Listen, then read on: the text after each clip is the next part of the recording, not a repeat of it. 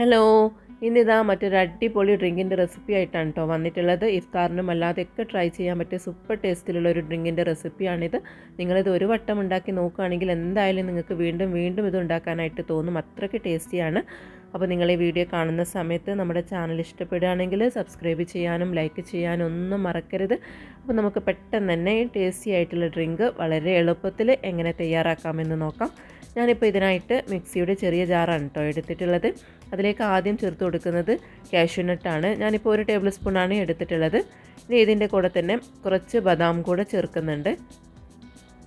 ഇതിലേക്ക് അടുത്തായിട്ട് വേണ്ടത് പിസ്താഷ്യോ ആണ് കേട്ടോ. ഞാനിപ്പോൾ 1 ടേബിൾ സ്പൂണാണ് പിസ്താഷ്യോ എടുത്തിട്ടുള്ളത്. ഇപ്പോൾ നിങ്ങളുടെ കയ്യിൽ ഇത്രയും നട്ട്സ് ഒന്നും ഇല്ലെങ്കിൽ ഏത് നട്ട്സാണോ ഉള്ളത് അത് വെച്ചിട്ടും ഈ ഡ്രിങ്ക് തയ്യാറാക്കി എടുക്കാനായിട്ട് പറ്റും. ഇതിലേക്ക് അടുത്തായിട്ട് ചേർക്കുന്നത് പഞ്ചസാരയാണ് കേട്ടോ. ഞാനിപ്പോൾ ഇതിലേക്ക് 1 ടേബിൾ സ്പൂൺ പഞ്ചസാരയാണ് ചേർക്കുന്നത്. ബാക്കി നമുക്ക് വഴിയെ ചേർത്ത് കൊടുക്കാം. ഇതിലേക്ക് അടുത്തായിട്ട് ചേർക്കുന്നത് കോൺഫ്ലോർ ആണ്. ഞാനിപ്പോൾ 1 ടേബിൾ സ്പൂൺ കോൺഫ്ലോർ എടുത്തിട്ടുണ്ട്. ഇതിലേക്ക് നല്ലൊരു ഫ്ലേവറിന് വേണ്ടിയിട്ട് ചേർക്കുന്നത് ഏലക്കയാണ് കേട്ടോ. ഏലക്കയുടെ തൊലി കളഞ്ഞിട്ട് ആ കുരു മാത്രമാണ് ഇതിലേക്ക് ഇട്ട് കൊടുക്കുന്നത്. നമുക്കിതെല്ലാം ഒന്ന് നന്നായിട്ടൊന്ന് പൊടിച്ചെടുക്കണം. അപ്പോൾ അതാ നല്ല ഫൈനായിട്ട് ഞാനിപ്പോൾ ഇവിടെ പൊടിച്ചെടുത്തിട്ടുണ്ട്. മാക്സിമം ഫൈനായിട്ട് തന്നെ പൊടിച്ചെടുക്കുക. ഇനിയിപ്പോൾ ചെറുതായിട്ട് കട്ടകളൊക്കെ ഉണ്ടെങ്കിൽ പ്രശ്നമൊന്നുമില്ല, നമുക്ക് കടിക്കാൻ കിട്ടുമ്പോൾ ടേസ്റ്റാണ്, നട്ട്സ് അല്ലേ. അപ്പോൾ അത് കാര്യമാക്കേണ്ട. ഇനി നമുക്കൊരു സോസ് പാൻ എടുക്കണം. അതിലേക്ക് ഞാനിപ്പോൾ 1/2 ലിറ്റർ പാലാണ് കേട്ടോ ഒഴിച്ച് കൊടുക്കുന്നത്. അപ്പോൾ നിങ്ങൾ എത്രയാണോ ഗ്ലാസ് ഉണ്ടാക്കുന്നത് അതിനനുസരിച്ചിട്ട് പാലിലും അതുപോലെ തന്നെ എടുക്കുന്ന നട്ട്സിലൊക്കെ മാറ്റങ്ങൾ വരുത്താവുന്നതാണ്. ഇനി നമുക്ക് പാലൊന്ന് നന്നായിട്ട് ചൂടാക്കി എടുക്കണം.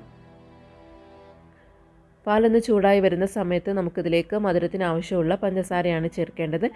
ഞാനിപ്പോൾ ഇതിലേക്ക് 1/4 കപ്പ് പഞ്ചസാരയാണ് ചേർക്കുന്നത്. അപ്പോൾ 1/4 കപ്പ് പഞ്ചസാര 1/2 ലിറ്റർ പാലിലേക്ക് ഒരു കറക്റ്റ് അളവാണ്. അപ്പോൾ നിങ്ങൾക്ക് കൂടുതൽ മധുരം വേണമെങ്കിൽ അതിനനുസരിച്ചിട്ട് കൂടുതൽ ചേർക്കാവുന്നതാണ്.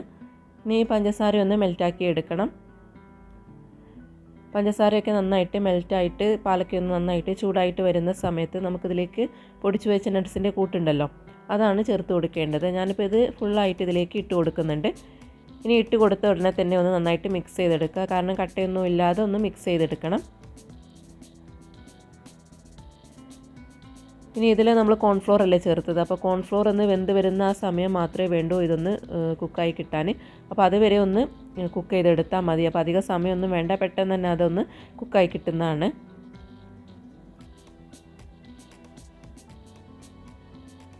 അപ്പോൾ ഇതിപ്പോൾ അത് അത്യാവശ്യം ഒന്ന് ചെറുതായിട്ടൊന്ന് കുറുകി വന്നിട്ടുണ്ട്. ഒരുപാട് കുറുകിയൊന്നും വരില്ല കേട്ടോ, കാരണം നമ്മൾ 1 ടേബിൾ സ്പൂണല്ലേ ചേർത്തിട്ടുള്ളൂ. പിന്നെ നമ്മളിത് ഡ്രിങ്കുമാണ് ഉണ്ടാക്കുന്നത്. അപ്പോൾ നമുക്കിത് ഒരുപാട് കട്ടിയൊന്നും ആക്കേണ്ട ആവശ്യമില്ല. അപ്പോൾ ഇതിപ്പോൾ ഇവിടെ റെഡി ആയിട്ടുണ്ട് കേട്ടോ. ഞാനിപ്പോൾ ഇതിൻ്റെ തീ ഓഫ് ചെയ്യുകയാണ്. ഇത് നമുക്കിത് നന്നായിട്ടൊന്ന് ചൂടാറാൻ വേണ്ടിയിട്ട് ഒരു ബൗളിലേക്ക് ഒഴിച്ചു കൊടുത്തിട്ടുണ്ട്. നന്നായിട്ട് ചൂടാറി വരുന്ന സമയത്ത് ഇതിൻ്റെ കൺസിസ്റ്റൻസി എന്ന് പറയുന്നത് ഇതാണ് കേട്ടോ. നമുക്കിതിലേക്ക് കുറച്ച് കാര്യങ്ങൾ കൂടെ ചേർക്കാനുണ്ട്. ഞാനിപ്പോൾ ഇതിലേക്ക് ആദ്യം ചേർക്കുന്നത് കുറച്ച് അനാറാണ്, അതിലേക്ക് ഇട്ട് കൊടുക്കുന്നുണ്ട്. ഇനി ഇതിലേക്ക് അടുത്തായിട്ട് ചേർക്കുന്നത് ചോപ്പ് ചെയ്ത ആപ്പിളാണ് കേട്ടോ. അപ്പോൾ അതുകൂടെ ചേർക്കുന്നുണ്ട്. ഇപ്പോൾ നമ്മുടെ കയ്യിൽ ഏത് ഫ്രൂട്ട്സ് ആണ് ഉള്ളത് അത് ചേർത്ത് കൊടുത്താൽ മതി, ഇതന്നെ വേണമെന്നില്ല. അതുപോലെ തന്നെ ഞാൻ കുറച്ച് കസ്കസ് ഒന്ന് സോക്ക് ചെയ്ത് വെച്ചിരുന്നു, അതും കൂടെ ചേർക്കുന്നുണ്ട്. ഇനി ഇതെല്ലാം ഒന്ന് മിക്സ് ചെയ്ത് കൊടുക്കാം. ഇനി ഇത് നന്നായിട്ട് തണുപ്പിച്ചെടുത്തിട്ടാണ് കേട്ടോ സെർവ് ചെയ്യേണ്ടത്. തണുപ്പിച്ചെടുക്കുമ്പോഴാണ് കൂടുതൽ ടേസ്റ്റ് ഉള്ളത്. ഇനിയിപ്പോൾ നിങ്ങൾക്ക് നട്ട്സൊക്കെ വേണമെങ്കിൽ അതൊക്കെ ചേർത്ത് കൊടുക്കാവുന്നതാണ്. ഏത് ഫ്രൂട്ട്സാണ് നിങ്ങളുടെ കയ്യിലുള്ളത് അത് ഇട്ട് കൊടുത്താൽ മതി, ഇതന്നെ വേണമെന്നില്ല. നമുക്കിത് തണുപ്പോട് കൂടിയിട്ട് തന്നെ സെർവ് ചെയ്യാവുന്നതാണ്. അപ്പോൾ നിങ്ങൾ എന്തായാലും ഇഫ്താറിനൊന്ന് ട്രൈ ചെയ്ത് നോക്കി നിങ്ങളുടെ ഫീഡ്ബാക്ക് അറിയിക്കണം. നിങ്ങൾക്ക് എന്തായാലും ഇത് ഇഷ്ടപ്പെടും. നല്ല ടേസ്റ്റി ആയിട്ടുള്ള കുറച്ചുകൂടി ഹെൽത്തി ആയിട്ടും കൂടെ ഉള്ള ഡ്രിങ്കാണല്ലോ. നമ്മൾ നട്ട്സൊക്കെ അല്ലേ ചേർത്തിട്ടുള്ളത്. ഞാനിപ്പോൾ ഇതാ കുറച്ച് പിസ്താഷ്യോ വെച്ചിട്ടാണ് കേട്ടോ ഇതൊന്ന് ഗാർണിഷ് ചെയ്തെടുത്തിട്ടുള്ളത്. അപ്പോൾ എല്ലാവർക്കും റെസിപ്പി ഇഷ്ടമായി എന്ന് വിശ്വസിക്കുന്നു. വീണ്ടും മറ്റൊരു ഈസി റെസിപ്പിയുമായിട്ട് കാണാം. താങ്ക്